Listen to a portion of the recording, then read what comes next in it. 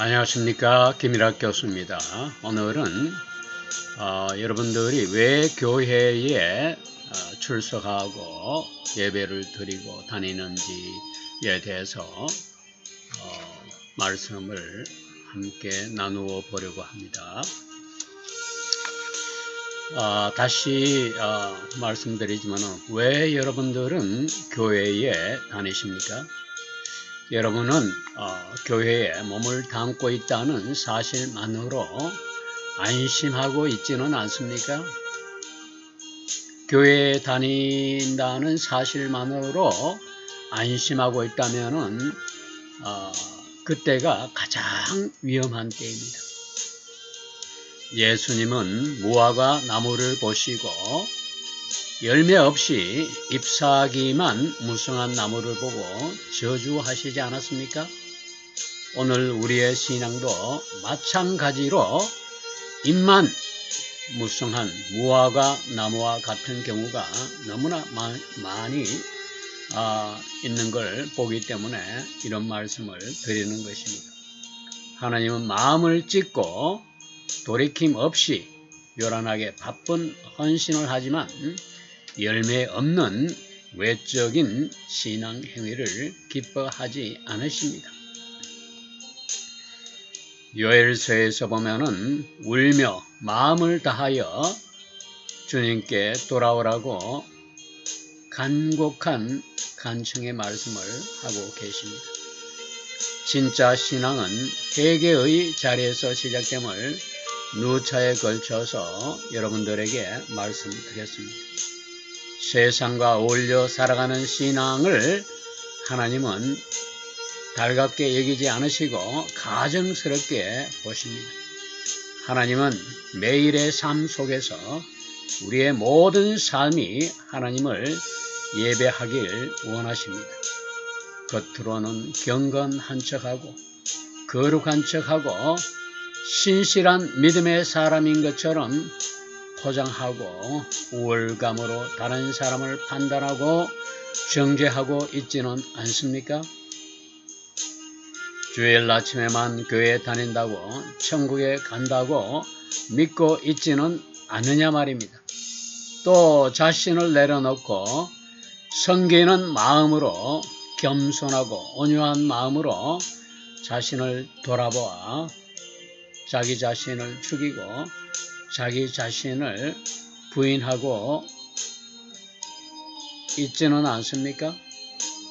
이런 질문에 여러분이 솔직하고 정직한 대답을 해야 합니다. 그렇지 않다면 여러분의 믿음은 아주 심각한 위기에 처해져 있다는 사실을 깨달아야 된다는 말입니다. 오늘 말씀을 통해서 여러분의 신앙을 다시 되돌아보게 하고 지금까지 헛되이 지켜온 여러분의 영적 상태를 정면으로 마주하게 되기를 소망합니다.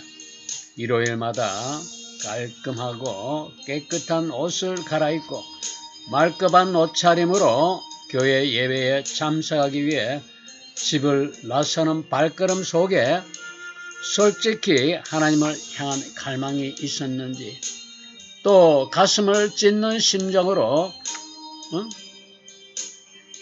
여러분 자신을 여러분의 영적인 상태를 되돌아보는 시간이 되었으면 합니다. 교회에 다니는 다른 사람들의 시선을 의식한 채 형식적이고 습관적인 종교 활동, 신앙 활동을 반복하고 있지는 않습니까? 예배 시간에도 오늘 오후와 다음날 해야 할 일들과 염려로 마음이 심란하고 기도 시간에는 내일 해야 할 일들과 염려와 순서와 결과를 생각하고 말씀을 듣고 있지만은 마음의 감동이나 삶의 변화는 전혀 찾아볼 수 없는 그런 삶을 살고 있지는 않습니까? 이런 신앙이 습관적으로 반복된다면은 우리의 내면은 메마른 광야처럼 변할 수밖에 없는 것을 우리가 명심해야 되겠습니다. 출애굽기에서 이스라엘 백성들이 광야 생활을 하면서 하나님을 향해 순종하지 않았을 때에 그들에게 찾아온 것은 하나님의 아주 무서운 진노였습니다. 그들은 출애굽을 했지만은 약속의 땅에 들어가지 못한 채 40년이라는 세월을 광야에서 헤매는 삶을 살아야 했던 것을 우리가 상기해야 될 것입니다. 하나님은 이스라엘 백성들에게 형식적이고 습관적으로 해온 종교 활동의 차원에서 순종이 아니라 진짜 신실한 믿음을 요구하셨기 때문에 약속의 땅이었지만은 들어갈 수가 없었던 사실을 말씀을 통해서 우리는 깨달아야 되겠습니다. 여러분이 천국과 지옥이 두려워서 끌려다니듯 습관적으로 교회에 다니지는 않습니까? 진짜 신앙은 두려움에서 비롯된 행동이 아니라 하나님과의 관계에서 우러나오는 인격적인 사랑의 표현입니다. 그런데 오늘날 많은 사람들이 하나님과의 인격적인 관계보다는 사람들의 시선과 평가에 훨씬 더 절대적으로 민감하게 반응하고 있음은 부인할 수 없는 사실입니다. 사울이 하나님의 말씀보다 사람들의 눈치와 시선을 의식했을 때에 사무엘은 그를 가리켜 하나님의 말씀을 버렸다라고 단호하게 경고하셨습니다. 하나님의 말씀을 버린 사울을 하나님은 타협 없이 그를 버렸습니다. 오늘날 많은 사람들이 교회를 왔다가 조용히 교회를 떠납니다. 그 이유는 교회에 다니면서 그들은 하나님을 만난 것이 아니라 세속과 타협한 세속적이고 인본주의적인 사람들을 만났기 때문입니다. 그들은 모두 교회 예배에 참석하고 겉으로는 경건한 신앙생활을 했지만 하나님을 만난 일이 없었던 사람들입니다. 말라기에서는 백성들이 지친 예배를 드렸을 때에 어떻게 했습니까? 하나님은 그 백성들의 예배를 역겨워하셨습니다. 제사를 드리면서도 그들의 마음은 다른 곳에 있었기 때문입니다. 오늘날 우리의 예배는 어떻습니까? 찬양은 형식적으로 입술에만 머물고 기도는 하지만 마음은 꽁꽁 닫혀있고 말씀을 듣지만은 그 말씀에 반응하기보다는 말씀을 불편하게 받아들이고 있는 것입니다. 예레미야 선지자는 예루살렘 성전에 있다는 이유로 자신들은 안전하다고 말했을 때에 그들의 외침은 헛된 신뢰라고 지적했습니다. 교회 성전과 교회 예배가 그들을 구원해 주는 것이 아니라 회개와 순종이 있어야 구원이 있다는 말씀입니다. 예배는 형식이 아니라 일상의 삶이 되어야 합니다. 마태복음 24장에서는 자기를 부인하고 자기 십자가를 지라고 경고하십니다. 매일의 삶에서 자기 부인을 하지 않는다면 그 삶이 결코 그렇게 질 수가 없습니다. 여러분의 신앙은 지금 어디에 위치해 있습니까? 습관처럼 교회만 다니고 있지는 않습니까? 스스로 자문해보는 시간이 되기를 바랍니다. 신앙의 회복을 위한 첫걸음은 자신의 상태를 정직하게 마주하는 것입니다.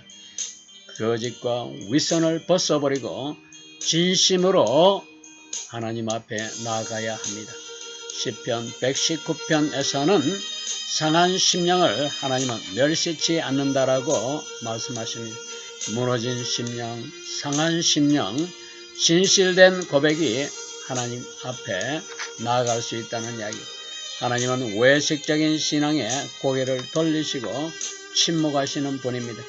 사무엘상에서는 하나님의 임재가 사라진 시대에 백성들은 하나님을 외면했다라고 합니다. 오늘날 교회가 하나님의 음성을 듣고 있지 못하는 이유는 하나님이 교회를 향해 등을 돌리고 침묵하고 있다는 신호일 수가 있음을 여러분들은 두려운 마음으로 바라봐야 할 것입니다. 형식적인 예배는 경건으로 포장하지만은 그 안에는 뿌리를 내릴 생명력이 전혀 없습니다. 믿음은 살아 움직여야만 그것이 살아있는 믿음이 됩니다. 마가복음 7장 6절과 이사야 29장 13절 말씀에서는 백성들이 입술로는 나를 존경하나 마음은 내게서 멀다라고 경고했습니다. 이 말씀은 우상 숭배에 빠진 백성들에게 한 것이 아니라 하나님의 백성인 이스라엘 백성들을 향해 하신 하나님의 말씀이었습니다. 이것은 오늘날 교회를 다니는 우리 모두에게 주시는 경고의 말씀입니다. 오늘날 교회 건물은 화려하고 멋진 십자가와 감동적인 찬양과 감성적인 설교가 이어지고 사람들로 붐비고 있지만 그 안에 들어지는 예배 본질은 희석되고 사라져버렸습니다. 그 안에 예수님이 없는 공동체의 모임으로 변질되었다는 말입니다. 요한계시록 3장 15절 말씀에 라오디아 교회에서 예수님은 교회 안에 계신 것이 아니라 교회 밖에 계셨다는 사실은 충격적으로 들릴 수밖에 없습니다. 예수님은 그 예배를 받지 않으셨습니다. 진심으로 예수님을 여러분들이 찾고 있습니까? 마태복음 23장에서는 외식하는 자들에게 화가 있을 것이라고 경고하십니다. 사람들 앞에서만 경건한 척하고 혼자 있을 때는 다른 삶을 살고 있지는 않습니까? 신앙은 매일의 결정 속에서 드러나는 삶의 태도입니다. 구약에서 하나님은 이스라엘 백성들을 향해 반복해서 경고하신 말씀이 하나님의 인도와 은혜를 잊지 말고 기억하라는 것이었습니다. 그러나 가나안에 들어가면서부터 이스라엘 백성들은 하나님의 경고를 싸그리 다 잊고 엉뚱한 길로 치달았습니다. 그리고 그 자리에 자신과 세상의 가치관이 자리를 잡도록 내버려 두었고 그들은 포로로 끌려가는 고통을 당해야 했습니다. 마태복음 7장 24절과 야고보서에서는 두 마음을 품지 말라라고 경고하는데 우리를 향한 경고의 말씀이 아니고 또 누구를 향한 경고의 말씀이겠습니까? 여러분은 어떤 상태에 처해 있습니까? 주일에는 하나님을 따른다고 하면서도 평일에는 세상의 흐름을 세상의 가치관과 흐름을 따르고 있지는 않습니까? 지금은 영적 혼란함이 극에 달하여 진리를 말하면 고리타분하다라고 조롱하고 있는 그런 마지막 시대를 살아가고 있습니다.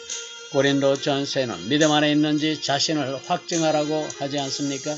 복음서에서는 삶의 방향이 바뀌는 사람들의 이야기로 삶의 방향이 바뀌어서